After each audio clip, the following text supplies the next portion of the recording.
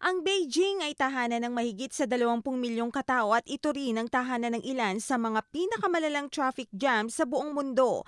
Dahil dito naisipan ng isang Chinese engineer na si Song Yuzhou ang isang konsepto na tatapos umano sa traffic misery ng Beijing, ang elevated high-speed bus. May kakayahan itong magsakay ng hanggang 1,400 pasahero sa average speed na 40 hanggang 50 kilometers per hour habang patuloy ang daloy ng trapiko sa ilalim nito. Ayon kay Song, ang halaga ng kanyang bus system ay 10% lang ng halaga ng isang subway system.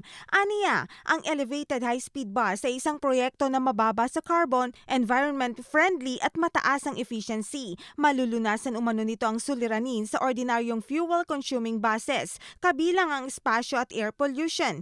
Pinagsama sa naturang proyekto ang bentahan ng bus rapid transit at ng subway. Ang bus ay gumagamit ng electrical power na isinusupply ng solar energy na nakuha mula sa rooftop panels. Para sa iBalita, ako si Rachel Jonedo.